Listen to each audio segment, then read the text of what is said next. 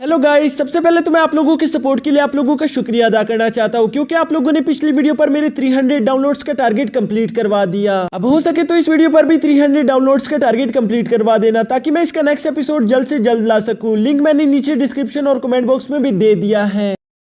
Hello दोस्तों, तो video शुरू करने से पहले मैं आप लोगों को एक अमेजिंग कॉमिक के बारे में बता देना चाहता हूँ जिसका नाम है रीइंकार्नेटेड एज अ विलेन। इस कॉमिक में हमें एक लड़के की कहानी बताई जाती है जिसका नाम वुजिन था। वो एक अजीब सी दुनिया में किसी विलेन की बॉडी में रीइंकार्नेट हो जाता है, जहाँ पहले पहले जब उसकी आंखें खुलती है तो उसे कुछ भी समझ नहीं आ रहा था कि आखिर यहाँ पर ये सब क्या हो रहा है। उसे तो कुछ भी मालूम नहीं था कि अचानक से उसकी ये बॉडी कैसे चेंज हो गई। तभी अचानक वहाँ पर हीरो के साथी आ जाते हैं जो कि उसे पूरी तरीके से मारने के लिए आए हुए थे। लेकिन जैसा कि हमें मालूम है कि हर विलन काफी ज्यादा पावरफुल और बहुत ज्यादा कूल होता है, तो इसी तरह से वुजिन के पास भी काफी सारी नई पावर्स आ चुकी थी जिनका इस्तेमाल करते हुए वो हीरो के सारे साथियों को हराकर वहां से भगा देता है। लेकिन अभी भी उसे कुछ समझ नहीं आ रहा था कि आखिर उसके साथ ये सब क्या हो रहा है, और वो तो कोई विलन नहीं था, फिर आखिर वो इस विलन की जिंदगी को कैसे जी सकता है। वुजिन की आगे की जर्नी जाने के लिए आप लोगों को ये कॉमिक खुद ही पढ़नी होगी, जिसका लिंक मैंने नीचे डिस्क्रिप्शन और कमेंट बॉक्स में भी दे दिया है। तो आप लोग उस पर क्लिक करके इस ऐप को डाउनलोड कर लो, जहाँ आप लोग ये रीइंकार्नेटेड एज अ विलन के साथ साथ और भी बहुत सारी कॉमिक्स पढ़ सकते हो, वो भी बिल्कुल मुफ्त। तो इस वीडियो को पूरा देखने के बाद बिली कॉमिक को चेकआउट करना मत भूलना। अब चलो बिना टाइम ज़ाया किए वापस से वीडियो एक्सप्लेनेशन को शुरू करते हैं। तो पिछले एपिसोड में हमने देखा कि मिस्टर वान की मुलाकात ज़ियाओफान से हो जाती है, जहां पर वो ज़ियाओफान को बताता है कि मैं तो बस एक आम सा इंसान हूँ जो कि ज्यादा कुछ नहीं, बस इस दुनिया को घूमना चाहता है। साथ ही साथ वो इस तरह की कुछ बातें करता है जिस पर ज़ियाओफान काफी ज्यादा हैरान हो गया था। ज़ियाओफान को शुरू में कुछ भी समझ नहीं आता क्योंकि मिस्टर वान की सारी बातें उसे काफी ज्यादा कंफ्यूज कर रही थी। वो काफी ज्यादा गहरे ख्यालों में गुम हो चुका था। लेकिन आखिरकार उसे समझ आ जाता है कि मिस्टर वान कोई इंसान नहीं बल्कि एक डीमन है जो कि सिर्फ उसे गुमराह करना चाहता है, जिस पर वो खुद से कहता है कि मुझे मालूम है कि मैं क्या कर रहा हूँ और मैं जानता हूँ कि कभी भी मैं किसी गलत इंसान का साथ नहीं दूंगा।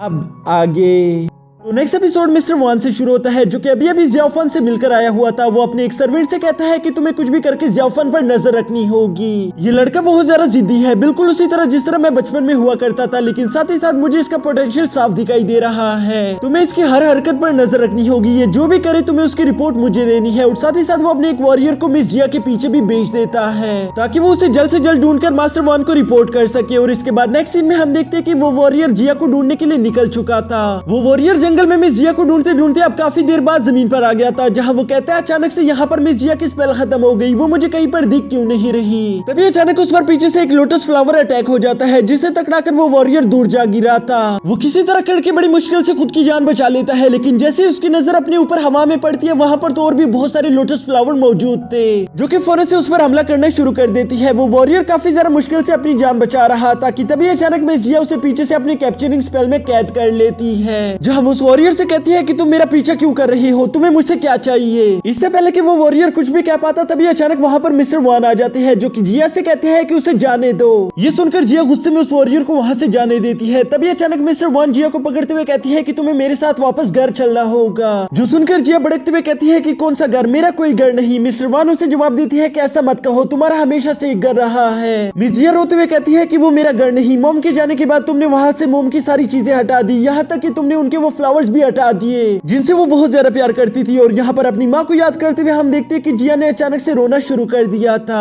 तभी अचानक मिस्टर वान अपने पास से एक प्यारा सा फ्लावर निकालते हैं और वो कहते हैं कि ये वही फूल है जो कि तुम्हारी माँ ने मुझसे पहली मुलाकात में मुझे दिया था। और साथ ही साथ वो जिया को उसकी माँ के बारे में बताना शुरू कर देता है कि वो बिल्कुल ऐसी ही शाम थी जब मेरी मुलाकात तुम्हारी माँ से पहली मर्तबा हुई थी। वो दिखने में बहुत ज्यादा खूबसूरत थी और दिल की भी बहुत ज्यादा अच्छी थी, उसने कभी भी मेरा साथ नहीं छोड़ा। वो तुम्हें काश इस तरह से बड़े होते हुए देखती तो कितनी ज्यादा खुश होती। यह इन दोनों की इस तरह की बातों से हमें मालूम हो जाता है कि मिस्टर वान जिया के फादर है और वो अभी तक जिया की मॉम के मरने के गम से बाहर नहीं निकल पाए। उनकी आंखों में उनकी वाइफ का दुख जिया को साफ दिखाई दे रहा था, जिस पर उसे ज़ियाओफान की वो बात याद आ जाती है कि तुम्हारे फादर तुम्हारी माँ और तुमसे बहुत ज्यादा प्यार करते थे और मैं जानता हूँ कि वो अब भी तुमसे बहुत ज्यादा प्यार करते हैं। उन्होंने कभी भी तुमसे नफरत नहीं की होगी, कोई भी फादर अपने बेटी से नफरत नहीं कर सकता। यहाँ मिस्टर वान जिया से कहते हैं कि चलो बेटा घर चलो, जिस पर मिस जिया भी अब काफी ज्यादा इमोशनल होकर अपने फादर के गले लग जाती है। तभी अचानक मिस्टर वान जिया से कहते हैं कि मैं उस लड़के से मिला जिसका नाम जियाओफान है। मैंने देखा कि उसके पोटेंशियल काफी ज्यादा हाई थे और अगर सच में वो मेरी टीम में शामिल हो गया तो इस दुनिया में कोई भी हमें रोक नहीं पाएगा। जो सुनकर जिया काफी ज्यादा खुश होते हुए अपने फादर से कहती है कि आपकी मुलाकात उससे हो गई, क्या आपको जियाओफान पसंद आया, पर आप उसे अपनी टीम में कैसे रखोगे। यहाँ इतने सारे सवाल सुनकर मिस्टर वान कहता है कि तुम उसकी फिक्र मत करो क्योंकि वो एक ईवल मैजिकल वेपन का इस्तेमाल कर रहा है जो कि हमेशा से खून का प्यासा रहा है। तो मुझे उम्मीद है कि वो आने वाले फ्यूचर में बहुत सारे लोगों की जान ले लेगा जिसके बाद उसके पास जाने के लिए कोई भी जगह नहीं बचेगी और तब वो हमारे पास आएगा। वैसे भी तब उसके पास हमारी टीम में शामिल होने के अलावा कोई रास्ता नहीं बचेगा। ये सुनकर जिया काफी ज्यादा खुश हो गई थी। असल में उसे बस जियाओफान के साथ अटैचमेंट फील हो गई थी और वो चाहती थी कि जियाओफान कुछ भी करके हमारी टीम में शामिल हो जाए। इसके बाद सीन शिफ्ट होकर जियाओफान पर आ जाता है जो कि चलते चलते एक बहुत ही सुनसान विलेज में आ गया था जहाँ पर दूर दूर तक उसे कोई भी दिखाई नहीं दे रहा था। ये देखकर जियाओफान काफी ज्यादा हैरान होते हुए कहता है कि ये कितनी अजीब बात है, दोपहर के वक्त यहाँ पर कोई भी मौजूद नहीं जबकि किसी न किसी को तो यहाँ पर होना ही चाहिए था। उसे ये सब बहुत ज्यादा अजीब लगता है। तभी वो चलते चलते एक नोटिस बोर्ड के पास पहुंच गया था जहां नोटिस लगा हुआ था कि यहाँ पर एक 3 टेल डीमन पहुंच गया है जो कि बहुत ज्यादा खतरनाक है, इसलिए किसी को भी अपने घर से बाहर नहीं निकलना चाहिए और अगर कोई भी उस 3 टेल डीमन को मार डाले तो हम उसे एक बहुत बड़ा इनाम देंगे। यहाँ जियाओफान ये पढ़ ही रहा था कि तभी अचानक उसको साइड से एक बूढ़ा आदमी आवाज देकर कहता है कि बेटा क्या तुम किंग यू सेक्ट से बिलोंग करते हो। जो सुनकर जियाओफान थोड़ा सा हैरान हो गया था। वो उस ओल्ड आदमी के पास जाकर उससे पूछता है कि आपको कैसे मालूम कि मैं किंग यू सेक्ट से बिलोंग करता हूँ। वो बूढ़ा आदमी मुस्कुराते हुए कहते हैं कि मैं लोगों का पास्ट फ्यूचर सब देख सकता हूँ, फिर भला मेरे लिए ये सब जानना कौन सा ज्यादा मुश्किल बात है। वो ये सब बातें कर रहा था जबकि उसके साथ ही खड़ी एक छोटी सी बच्ची कहती है लो दद्दू को फिर से एक शिकार मिल गया, अब ये इसको भी लूटेगा। जिस पर वो ओल्ड आदमी उस छोटी बच्ची को यहाँ से भगाते हुए कहता है कि जाकर कहीं और खेलो, तुम मुझे परेशान मत करो, मुझे इस लड़के से बात करने दो। और इसके बाद वो जियाओफान से कहता है कि मुझे तुम्हारा पास्ट और फ्यूचर दोनों दिखाई दे रहा है। तुम्हारा पास्ट तो काफी ज्यादा दर्द भरा रहा था, तुम्हारे दोस्त, तुम्हारा परिवार, तुमसे सब कुछ छीन लिया गया था। ये सब जानकर मुझे दुख तो हुआ लेकिन उससे ज्यादा दुख की बात तो यह है कि तुम्हारा आने वाला फ्यूचर उससे भी ज्यादा दर्दनाक और खतरनाक है। तुम्हें और ज्यादा मुश्किलों से गुजरना पड़ेगा, तुम्हारे आने वाला फ्यूचर काफी ज्यादा बुरा रहने वाला है। जो सुनकर जियाओफान काफी ज्यादा परेशान हो गया था। वो उस आदमी से कहता है कि भला तुम ये क्या फजूल बातें कर रहे हो। जिस पर वो आदमी कहता है कि तुम ही बताओ क्या मैंने तुम्हारे पास्ट के बारे में कुछ भी गलत बताया। जिस पर जियाओफान कहता है कि नहीं वो सब तो तुमने ठीक बताया, लेकिन ये बताओ कि मैं अपने फ्यूचर को ठीक कैसे कर सकता हूँ। जिस पर वो आदमी मुस्कुराते हुए कहता है कि उसे ठीक करना तो मेरे लिए बहुत ज्यादा आसान काम है, लेकिन हमारी एक रिवायत है कि हमें लोगों से पैसे लेने पड़ते हैं इस काम के लिए। जो सुनकर जियाओफान कहता है कि अच्छा ये बताओ मुझे कितने पैसे देने होंगे। तभी अचानक वो बूढ़ा आदमी कहता है कि तुम्हें 12 सिक्के देने होंगे, जबकि दूसरी तरफ वो बच्ची एक साथ ही कहती है कि तुम्हें 10 देने होंगे।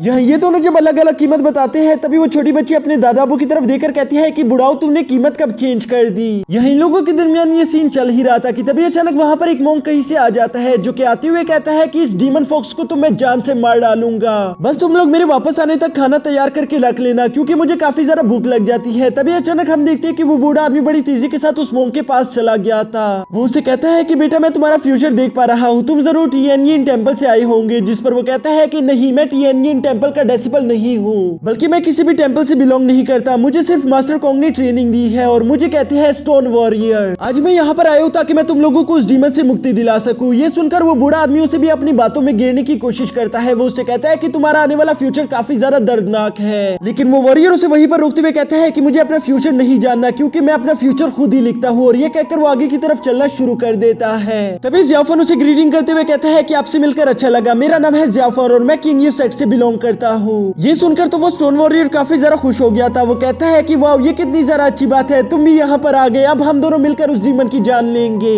मेरे भाई तुम भी इस नेक काम में मेरा साथ जरूर दोगे। जिस पर जियाओफान उसे कहता है कि हाँ ठीक है मैं भी तुम्हारे साथ जरूर चलूंगा। लेकिन तभी वो छोटी बच्ची जियाओफान से कहती है कि ऐसा मत करो, वो जगह बहुत ज्यादा खतरनाक है और वो डीमन तुम्हें जान से भी मार सकता है। यहाँ तक कि वो ओल्ड आदमी भी जियाओफान से कहता है कि जाने से पहले 2 मरतबा सोच लो क्योंकि एक बार अगर तुम वहाँ चलेगी तो शायद तुम वापस कभी ना लौट कर आ सको। लेकिन हम जानते हैं कि जियाओफान लोगों की जान बचाने के लिए कुछ भी कर सकता है, इसलिए वो उस ओल्ड आदमी और उस बच्ची से कहता है कि आप लोगों का बहुत बहुत शुक्रिया, लेकिन मुझे ये सब करना ही होगा। और इसके बाद वो स्टोन वॉरियर के साथ 3 टेल डीमन को ढूंढने के लिए निकल जाता है। जबकि यहाँ दूसरी तरफ हम देखते हैं कि वो ओल्ड आदमी कहता है कि कभी भी कोई अपनी किस्मत को बदल बदल नहीं सकता। जबकि दूसरी तरफ वो बच्ची उस ओल्ड आदमी से कहती है कि आपने उससे पैसे भी ले लिए, एटलीस्ट आपको उसे रोकना चाहिए था, क्योंकि आप जानते हैं कि वो डीमन कितनी ज्यादा खतरनाक है। और इसी के साथ हमारा ये एपिसोड यहीं पर खत्म हो जाता है। पर दोस्तों जाने से पहले मैं आप लोगों को एक बार फिर से बिलीबिली कॉमिक के बारे में याद दिलवा देना चाहता हूँ, जिसका लिंक मैंने नीचे डिस्क्रिप्शन और कमेंट बॉक्स में भी दे दिया है। तो अगर आप लोगों के पास फ्री इंटरनेट है तो उस ऐप को इंस्टॉल कर लो और हो सके तो मेरे 300 डाउनलोड्स का क्लिक टारगेट भी कंप्लीट करवा देना।